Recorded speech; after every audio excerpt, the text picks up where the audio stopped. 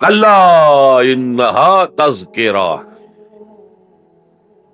یہ لفظ بہت اہم ہے، تذکرہ، ذکرہ، تذکیر، فذکر بالقرآن، کیا معنی ہے اس کا؟ یاد دہانی صحیح ترین ترجمہ ہے، یاد دہانی۔ ایک ہے کسی کو کچھ سکھانا، نئی بات سکھانا، ایک ہے یاد دہانی، اسے ایک چیز معلوم تھی کوئی بھول گیا، یاد کرانا۔ جیسے آپ کے کسی دوست نے آپ کو بہت قیمتی قلم دیا تھا، آپ نے اسے بہت سنبھال کر اپنے ٹرنک میں رکھ دیا، اب سال ہا سال ہو گئے، نہ دوست سے ملاقات، نہ وہ یاد، اچانک آپ نے کسی روز ٹرنک کھولا اور وہ قلم آ گیا، تو آپ کو دوست یاد آ جائے گا کہ نہیں؟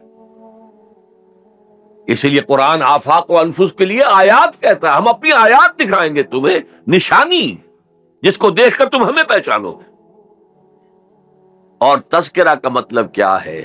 پوٹینشلی ایمان ہر انسان کے دل میں موجود ہے، یہ جو روح جو ہمارے قلب کی مسکن نکید ہے، اس میں اللہ کی معرفت بھی ہے، اللہ کی محبت بھی ہے۔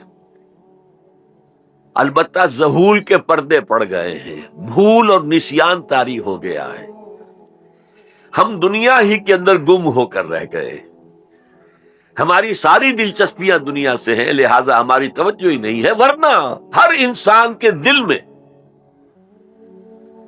یہ جو یہاں ہندوستان میں کہتے ہیں آتما اور پرماتما، آتما اور پرماتما کا تو تعلق بہت گہرا ہے، ابتدا میں بنا دی گئی تھی ارواح، جب ہم سب کے سب تمام انسان آدم سے لے کر اور تا قیامت جو انسان آئے گا دنیا میں، ان سب کی ارواح پیدا کر دی گئی، اور پوچھا گیا الستو بربکم قالوا بلا، یاد ہے؟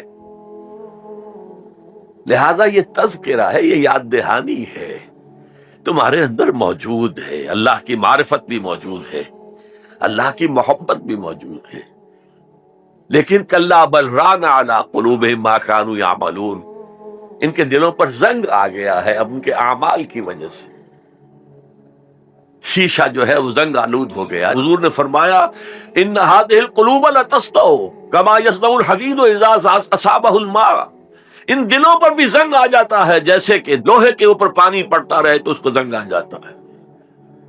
پوچھا گیا فما جلاؤھا یا رسول اللہ، اے اللہ کے رسول ہماری تلواروں کو زنگ لگتا ہے، ہم پالش کرتے ہیں، سیکل کرتے ہیں، وہ پھر چمک اٹھتے ہیں، تو دل پر اگر زنگ آ جائے تو اس کا علاج کیا ہے؟ دو چیزیں فرمائی، کثرت و ذکر الموت و تلاوت القرآن، دو کام کرو کثرت سے، موت کو یاد رکھو، یہاں رہنا نہیں ہے، جانا ہے، یہ ہمارا گھر نہیں ہے، یہ ہماری منزل نہیں، ہمارا اصل گھر جو حضور نے فرمایا انما الدنیا خلقت لکم وانتم خلقتم للآخرہ، یہ دنیا تمہارے لیے بنائی گئی، تم آخرت کے لیے بنائے گئے۔ اسی لیے حضور نے فرمایا کن فی الدنیا کانک غریب عابر السبیل، دنیا میں ایسے رہو جیسے راہ چلتے مسافر ہو یا اجنبی ہو۔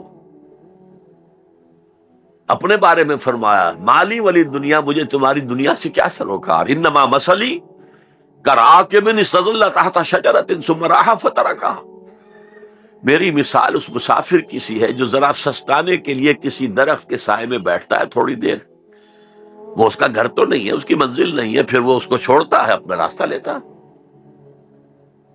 یہ اگر ہمارا تصور قائم ہو جائے، کلا انہا تذکرہ، اب اس کے بعد جو الفاظ آئے فی صحف مکرمۃ مرفوعۃ مطہرۃ بایدی سفرۃ کرام بررہ، یہ جو قرآن ہے، جو تذکرہ ہے، یہ بڑے ہی انتہائی پاکیزہ صحیفوں میں ہے، فی صحف مکرمۃ، بڑے باعزت، مرفوعۃ مطہرۃ، مرفوع بلند اور انتہائی پاک، بے ایدی سفرۃ، یہ کن کے ہاتھوں میں ہے؟ لکھنے والے وہ فرشتے، بے ایدی سفرۃ کرام بررہ، جو نہایت باعزت ہے، بہت وفادار ہیں اللہ کے۔ یعنی اصل قرآن کہاں ہے؟ لوح محفوظ میں ہے، اصل قرآن کہاں ہے؟ ابھی اگلی اب جو پڑھیں گے ہم، کتاب مکنون، چھپی ہوئی کتاب کے اندر ہے. اصل قرآن کہاں ہے؟ وَإِنَّهَا لَفِي أُمِّ الْكِتَابِ لَدَيْنَا لَعَلِيٌّ عَظِيمٌ. یہ تو اس ام الکتاب میں جو ہمارے پاس ہے، بہت بلند ہے اور بہت عظمت والا ہے. Like and subscribe for more videos.